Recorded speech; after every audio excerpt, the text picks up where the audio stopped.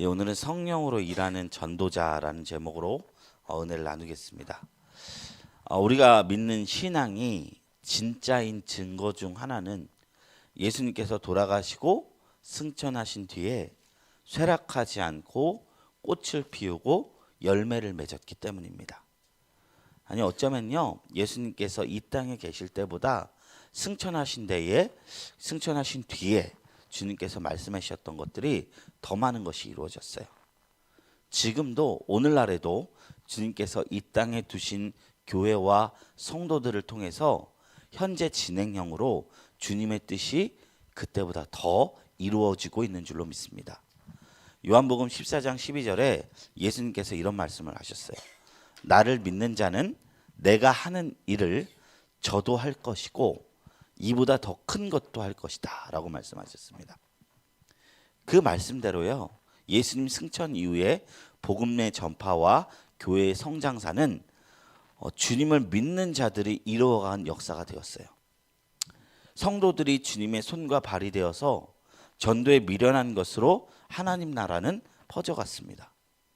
주님은요, 이 제자들과 교회를 믿어주시고 그냥 미련 없이 하늘로 승천하셨어요.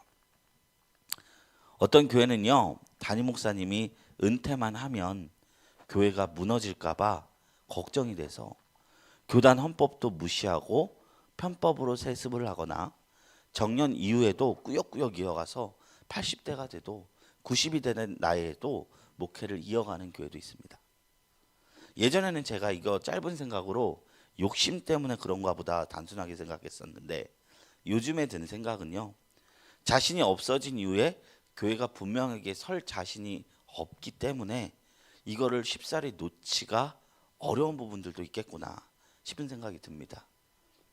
그런데요, 물론 욕심 때문에 잡고 있는 것보다는 낫지만요, 자기 아니면 안 된다는 사역 자체가요, 예수님이 행하셨던 사역과는 전혀 다른 일을 하고 있는 것이다 싶습니다.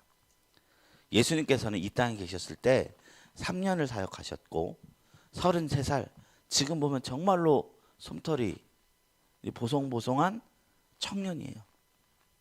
그때 젊은 나이에 모든 사명을 다 마치고 뒤도 안 돌아보고 하늘로 승천하셨습니다.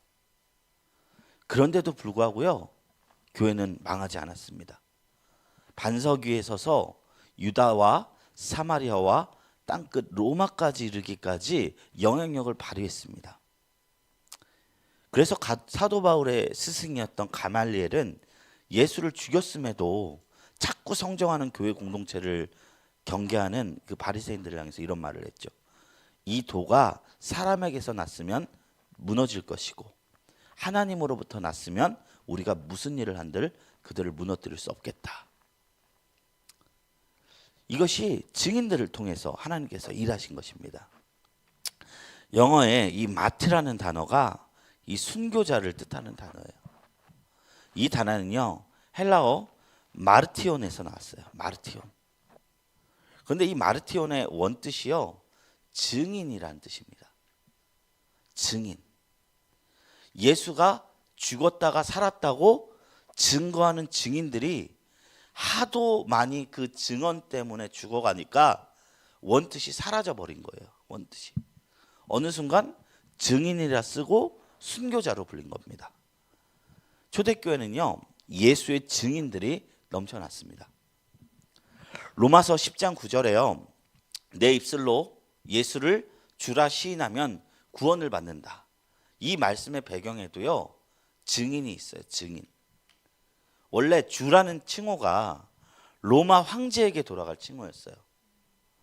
초대교회 그리스도인들은요, 나의 왕은 로마 황제 카이사르가 아니라 예수님이다라고 시인하면서 그 증인의 증언을 하면서 죽게 되니까 그 입술의 고백으로 네가 구원을 받는다라고 성경은 이야기하고 있는 겁니다.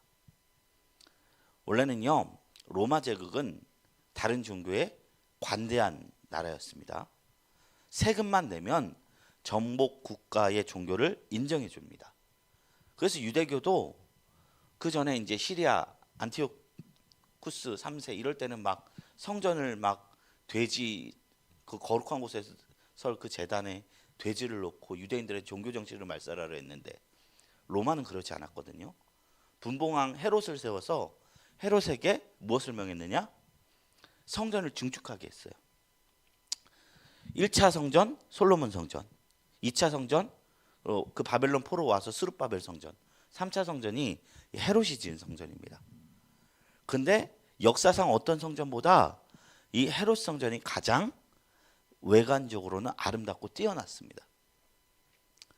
그러니까 종교적으로 인정해 줬다는 거예요. 그런데 이런 증인들이 늘어나서 나의 주는 카이사르가 아니라 예수님이십니다 라고 고백하는 증인들이 하도 늘어나다 보니까 이건 안 되겠다 싶으니 기독교를 박해하되 조직적으로 박해를 합니다.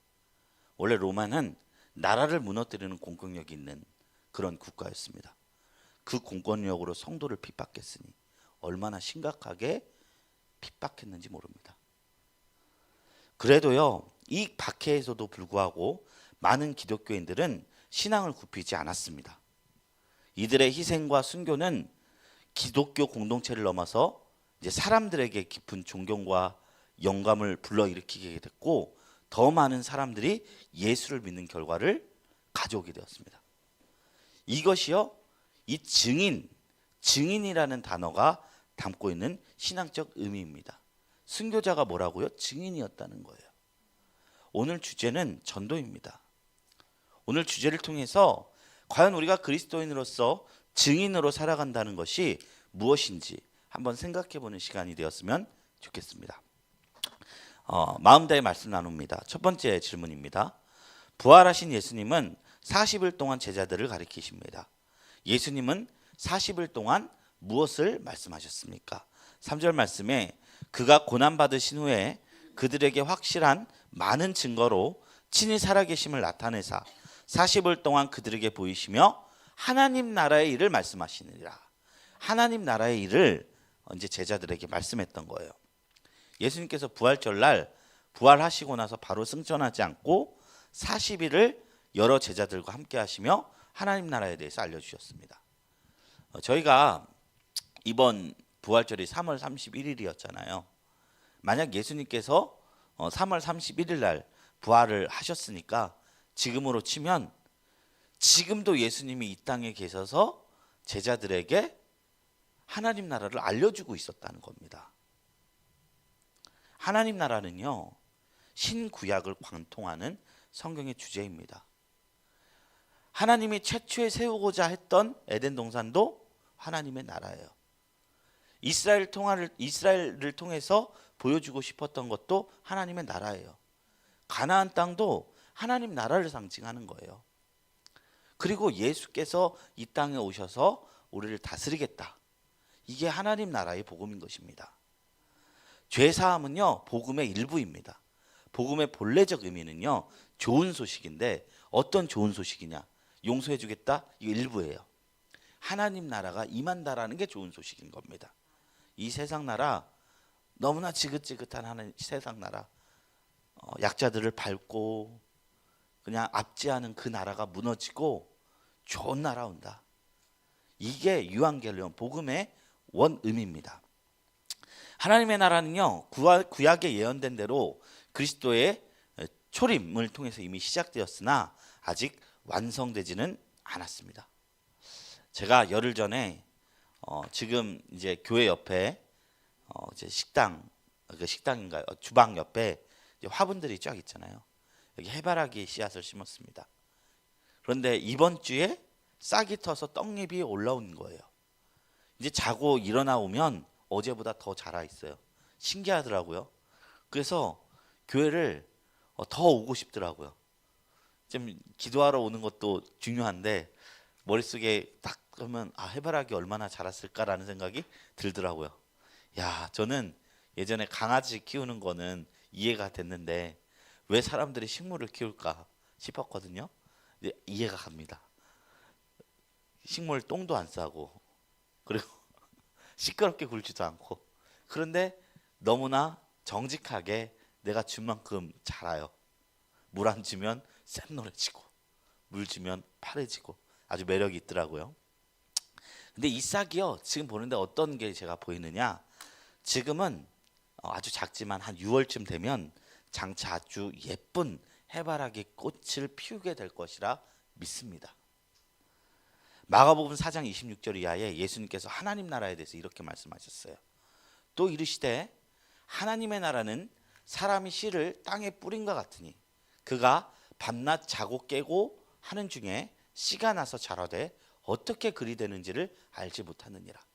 땅이 스스로 열매를 맺으되 처음에는 싹이요 다음에는 이삭이요 그 다음에는 이삭에 충실한 곡식이라. 과연 주님의 말씀대로요, 지금 이 세상에 하나님의 나라가 자라나고 있습니다. 왜냐하면 하나님의 나라를 예수님께서 2000년 전 오셔서 심었기 때문이에요. 성도들을 통해서요, 그 자라는 것이 보입니다. 그런데 이 완성은 사람의 힘으로 되는 것이 아니라 예수님의 재림과 함께 완성돼요. 그 나라가 수건을, 우리 앞에 수건이 있었는데 딱 벗은 듯 선명하게 완성된다는 것이죠. 예전에 이제 신부가 결혼 전에 면사포를 이렇게 쓰잖아요. 그러면 신랑은 신부의 얼굴을 보고 싶어도 잘 보지 못하죠. 근데 결혼식이 되면 이렇게 딱 면사포를 올리면 얼굴을 보듯이 하나님의 나라가 지금 자라고 있지만 이 면사포를 여는 순간은 예수님께서 완성해 줘야지만 가능하다는 거예요. 근데 그렇다고 해서 우리가 그 가운데 아무 역할도 없는 게 아니라는 거죠. 하나님은 성도를 통해서, 그리고 우리 교회 공동체를 통해서, 한 사람 한 사람 통해서 하나님 나라를 확장시켜 가십니다. 저희 어머니가 권사님이 연세가 65년 전이잖아요. 예. 65년 전에 하나님의 나라는 우리 권사님만큼 없었습니다. 38년 전에 제가 태어났습니다. 38년 전에는 하나님의 나라가 저만큼 없었습니다. 그 30년 전에는, 31년 전에 우리 사모님, 31년 전에는 우리 사모님의 크기만큼 하나님의 나라가 없었습니다. 그런데 우리가 어떻게 예수 믿게 됐죠? 증인들 때문입니다. 전도자들 때문입니다.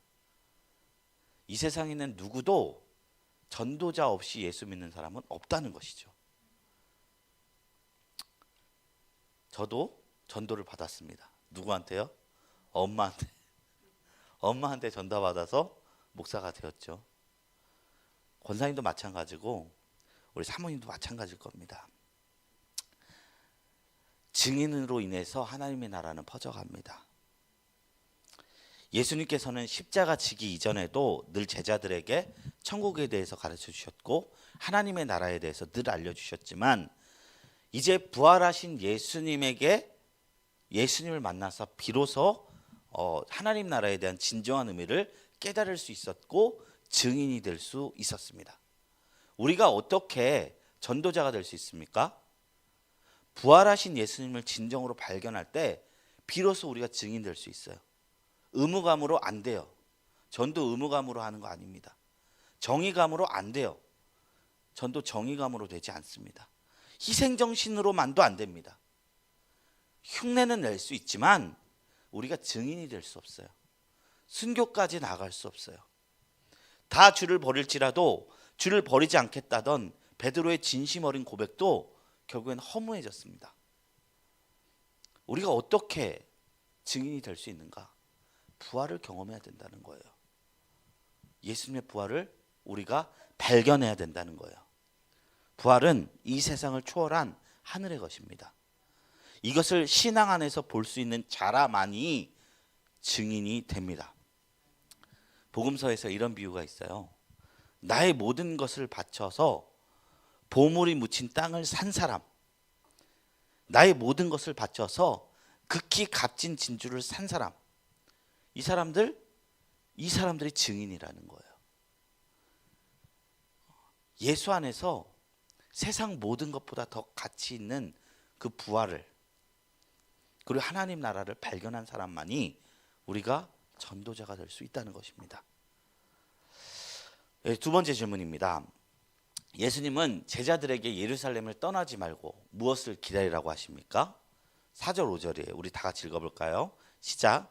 사도와 함께 모이사 그들에게 분부하여 이르시되 예루살렘을 떠나지 말고 내게서 들은 바 아버지께서 약속하신 것을 기다리라. 요한은 물로 세례를 베풀었으나 너희는 몇 날이 못되어 성령으로 세례를 받으리라 하셨느니라. 하나님께서 약속하신 것을 기다리라. 근데 그 약속이 뭐죠? 성령으로 세례를 받는 일. 그러니까 하나님 나라의 핵심은 뭐냐면요. 하나님의 통치입니다. 통치. 그러니까 하나님이 주도권을 잡은 세상을 이야기합니다. 그러므로 이제 하나님 나라의 복음 전파는요. 인간 주도적 사역이 되는 것이 아니라 성령 주도적 사역이어야만 합니다. 그 때문에 제자들은 복음 전파 사역 이전에요. 먼저 복음 전파 사역을 주도하실 성령님의 임재를 기다려야 했습니다.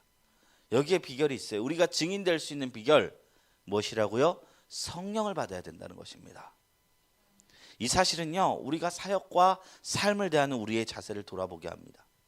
우리는 예수님을 주님이라고 고백하면서도 자기 주도적인 삶을 꾸려나갈 때가 종종 있습니다. 사역도 우리가 하는 것이 아니라 하나님이 주인 되게 하신 사역이야말로 참 의미가 있습니다. 왜냐하면 사역은 자아 실현이 아니기 때문입니다. 저도 이거를 묵상할 때마다 마음이 찌릿찌릿합니다. 뭐냐면 내가 사역을 통해서 하나님 내 자아 실현, 내 꿈을 이루는 것을 보고 싶은 것입니까? 아니면 주님이 주님 되는 것을 보고 싶습니까? 이거 두 것을 항상 마음속에서 내 진심을 항상 바라보게 돼요. 주님이 주님 되게 하시는 것이 바로 사역입니다. 그래서 우리는 사역 앞에서 무엇을 하기 앞서서 하나님이 원하시는 바를 묻고 기다리는 것이 필요합니다. 제가 지금 이제 해바라기 그 씨앗을 봤는데 한 씨앗이 이 떡잎을 버려줘야 되는데 위에 콩깍지처럼 해바라기 씨도 이제 그 껍질을 이렇게 뚫고 커져야 되잖아요. 근데 껍질이 단단해서 떡잎이 안 벌어지는 거예요. 이게 막혀 있는 게 있었어요. 근데 그때 제가 그걸 함부로 이렇게 딱 떼지 않고 기다렸습니다. 왠지 아십니까? 옛날에 제가 초등학교 때 이런 경험이 있었어요. 초등학교 때 콩을 심어 보래요. 선생님이 매일매일 센치를 지어서 몇 센치씩 자라는지 일지를 쓰래요. 근데 콩이 이제 심었으니까 싹이 났잖아요. 콩이 이렇게 있으면 이렇게 똑 서야 되는데 이렇게 구부린 상태로 이틀째 된 거예요. 근데 다음 날에도 이래요. 3일 날에도 이래요. 센치가 이게 딱 쓰면은 센치가 확 늘어날 것 같은데 이게 안 되니까 제가 그날 앞에 콩깍지를 떡잎을 딱 해서 세웠습니다. 그 즉시 그 콩은 말라버리고 말았어요. 이게 무슨 말인지 아십니까? 하나님의 때에 하나님의 뜻이 이루어진다는 것입니다. 주님께서 우리의 사역을 주도하실 성령의 임재를 우리가 기다려야 합니다. 그리고 그때가 오면 그 부흥의 파도에 휩쓸려 우리는 놀라운 사명을 감당할 수 있습니다. 이 사실은요. 예수님께서도 무엇을 하기에 앞서서 성령을 기다리라 하였습니다. 성령이 오셔야 우리는 비로소 진정한 증인이 될 수 있습니다. 그리고 하나님의 뜻이 드러납니다. 그러기에 우리는 늘 성령의 충만함을 위해서 기도해야 되는 줄로 믿습니다. 왜 성령의 충만을 위해서 기도하라고요? 증인이 되기 위해서. 이제 세 번째 질문입니다. 성령님이 임하시면 어떤 일이 일어납니까? 8절 말씀 다 같이 읽습니다. 시작. 오직 성령이 너희에게 임하시면 너희가 권능을 받고 예루살렘과 온 유대와 사마리아와 땅끝까지 이르러 내 증인이 되리라 하시니라. 뭐가 된다고요? 주님의 증인이 된다. 성령님이 임하셔서 우리에게 주실 모든 권능은요, 증인이 되기 위한 권능입니다. 방언도요, 말씀 전함도요, 병 낫게 되는 은사도요. 모든 은사는, 성령의 은사는 하나님께서 복음 증거하기 위해서 주시는 하나님의 선물입니다. 이 권능을 힘입어야 우리가 증인된 삶을 살 수 있습니다. 우리가 어느 순간 이 기도 안 하죠? 하나님 권능 주셔서 복음 전파하게 해주십시오. 권능 주셔서 증인되게 해주십시오. 이 기도를 우리가 중점적으로 오늘 좀 기도해보고 싶어요. 이 기도할 때 하나님이 우리에게 하나님의 깊은 것을 깨닫게 해줄 줄로 믿습니다. 땅끝까지 이르러 내 증인이라 하신 말씀은 명령이기도 하고 약속이기도 합니다. 하나님이 우리에게 약속하셨어요. 성령의 권능을 받고 증인이 될 것이라는 약속. 이 일은 하나님의 능력으로 반드시 성취될 줄로 믿습니다. 성령님 오시면 우리는 우리의 한계를 깰 수 있습니다. 정서가 바뀌고요, 믿음이 바뀌고요, 언어가 바뀝니다. 요엘서 2장에 하나님께서 마지막 날에 내가 나의 영을 부어주신다고 약속하셨을 때 자녀들은 예언하고 청년들은 환상을 보고 아비들은 꿈을 꾼다 하였습니다. 그런데 이것이 사도행전 2장 성령 강림절에 인용이 되고서 이루어졌는데, 정말 성령 받은 사람들은 복음의 용사가 돼서 주님의 증인이 됩니다. 아니, 저 성령 이미 받았는데 지금 왜 안 그런 거죠? 그 이유는요, 성령님은 인격이기 때문에 우리가 사모하지 않고 충만함 받기를 사모하지 않으면 잠잠히 계시기 때문입니다. 성령님은 두 가지 면이 다 있어요. 폭발적인 에너지틱한 면, 그리고 또 하나는 스스로 말하지 않고 오직 듣는 것을 말하시는 겸손의 영. 하나님은 우리 인격과 함께 일하십니다. 우리가 성령님 사모하면 사모할수록 성령님은 내 삶을 통해서 역사하는 줄로 믿습니다. 진리의 성령님 사모하려면, 그리고 성령님 사모해서 살아가면 우리는 능력 있는 증인이 될 수 있습니다. 먼저 우리 질문해 봅시다. 우리는 정말 증인이 되고 싶습니까? 증인이 되고 싶다면 성령을 받으시고, 증인이 되고 싶지 않다면 먼저 증인이 왜 되어야 하는지를 우리가 먼저 깨트려야 되겠죠. 저를 포함한 모든 성도님들이 기억해야 할 말씀입니다.